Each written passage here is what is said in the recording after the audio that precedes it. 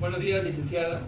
En esta oportunidad vamos a hacer los movimientos y medición de los rangos articulares correspondientes al hombro, al codo, a la cadera y así también de la rodilla. Para eso, mi compañero Kenneth va a empezar con los movimientos articulares del hombro. Para realizar el movimiento articular del hombro, necesitaremos que el paciente esté en una posición de cúbito supino. Colocamos el fulcro a la altura de la cabeza humeral y le pediremos al paciente que haga una flexión de hombro.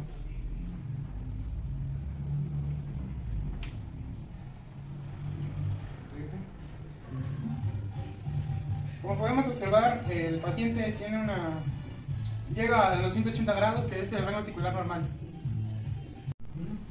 Ahora vamos a realizar una extensión de hombro. Para eso necesitamos que el paciente esté en una posición de cúbito prono.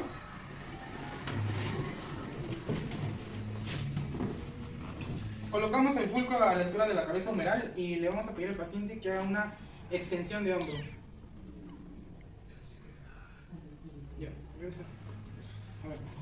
Como podemos observar, el paciente llegó a los 40 grados, que es el rango articular normal. Para hacer una rotación interna y externa de hombro, le vamos a pedir al paciente que esté en una posición de cúbito supino. El brazo tiene que estar en una posición 0. El olecrano tiene que estar alineado a la altura de la cabeza humeral. El fulcro tiene que estar a la altura del olecrano. Le vamos a pedir al paciente que haga una rotación interna de hombro. Como podemos ver, el paciente tiene una rotación interna de 70 grados, que es el grado normal. Para hacer una reducción de hombro, le tenemos que pedir al paciente que se siente. Colocamos el fulcro en dirección a la cabeza humeral y le pedimos al paciente que haga una abducción de hombro.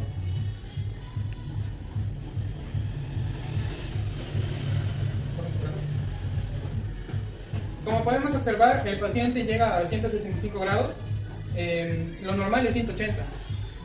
Para hacer una aducción de hombro, vamos a poner el fulcro en dirección a la cabeza humeral y le vamos a pedir al paciente que haga una aducción de hombro. ¿Regresa? Como podemos observar, el paciente llegó a 30 grados, que es el rango normal. Ahora vamos a realizar los movimientos articulares de la rodilla. Vamos a hacer una flexión de rodilla. Para esto necesitamos que el paciente esté en una posición de cúbito supino.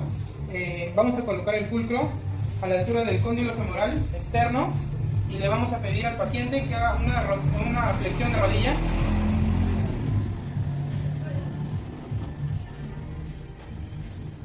Regresa a tu posición inicial. Como podemos observar, el paciente llegó a 140 grados, que es el rango articular normal.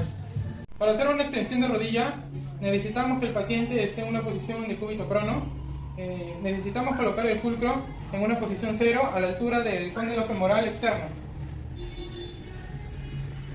Le vamos a pedir al paciente que haga una extensión. Regresa a su posición inicial. Como podemos observar, el paciente hizo 10 grados, que es el rango normal. Ahora vamos a realizar una flexión de codo. Para eso vamos a pedir a que el paciente se ponga de cúbito supino. Para ubicar la posición 0 vamos a poner una almohada bajo el codo y vamos a ubicar el eje 0 más o menos en proyección del hueso piramidal. Y el eje va a estar más o menos a la altura del malleolo externo. Y ahora vamos a pedir que el paciente haga la flexión de codo. Nosotros acompañamos el movimiento. Regresa a su posición inicial. Nos hemos dado cuenta que el paciente ha llegado a 140 grados de 150, que es el rango articular normal. Ahora en la misma posición vamos a hacer una extensión de codo. Vamos a pedir al paciente que haga la extensión de codo. ¿Listo? Regresa a la posición inicial. Vemos que el paciente tiene el rango normal de 10 grados. Vamos a hacer el movimiento de pronación de codo. Para eso vamos a pedir que el paciente ubique la posición 0 y el eje vamos a dirigirlo en dirección de la apófisis estiloide cubital. Le vamos a pedir al paciente que haga el movimiento de pronación. Listo. Vemos que efectivamente el paciente llega a los 90 grados normales. Ahora, en la misma posición, vamos a realizar el movimiento de supinación. Nos dirigimos al movimiento 0. Ahora vamos a ubicar el eje en dirección del estiloide radial y vamos a realizar el movimiento. Supinación.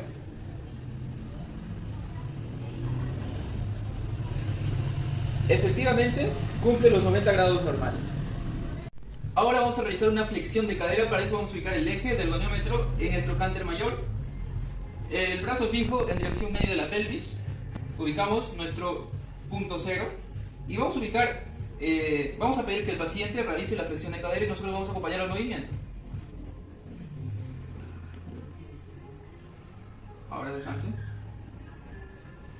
Vemos que nuestro paciente ha llegado a un rango de 120 de 140 posibles. Ahora vamos a realizar una extensión de cadera. Para eso vamos a ubicar el fulcro en nuestro trocánter mayor, el brazo fijo en la línea media de la pelvis, el brazo móvil en la línea media del muslo y vamos a pedir que el paciente realice el movimiento. Listo, regresamos a nuestra posición inicial. Vemos que nuestro paciente ha realizado un rango articular de 20 grados, de 30 posibles. Ahora vamos a realizar el movimiento de rotación externa de cadera. Para eso vamos a ubicar el fulcro al medio de la rótula. El brazo fijo va a estar en la línea media de la pierna y el brazo móvil superpuesto a este. Ahora vamos a pedir que el paciente realice el movimiento. ¿Listo? Regresa a su posición inicial. Vemos que el paciente ha realizado 35 grados de 50 valores normales. Ahora vamos a realizar una rotación interna de cadera. Para eso vamos a ubicar el fulcro a la mitad de la rótula, en el punto centro, y también el punto fijo y el punto móvil a la línea media de la pierna. Ahora vamos a pedir al paciente que realice el movimiento. ¿Listo? Vemos que el paciente realiza el movimiento más o menos a 25 grados de 40 posibles valores normales. Vamos a realizar anatomía palpatoria del miembro superior. Colocamos los dedos a la altura de los hombros del paciente para darle confianza. Deslizamos los dedos de manera medial y podremos sentir lo que es la clavícula. Seguido a ello, encontramos lo que es el esternón. Esos dos forman la articulación esternoclavicular. Seguido, colocamos la mano a la altura del hombro del paciente y deslizamos hacia el anterior, podremos encontrar la cabeza humeral. Igual en posterior. Una vez encontrada el lado anterior de la cabeza humeral, nos vamos de manera lateral, podremos encontrar el troquín. Seguido a ello, al lado podremos encontrar el troquíter. Y en medio podemos encontrar la corredera bicipital. Vamos a realizar la anatomía palpatoria de la escápula. Para eso necesitamos que el paciente esté en decúbito ventral. Le pedimos al paciente que mueva el brazo hacia posterior. Y buscamos lo que es la escápula.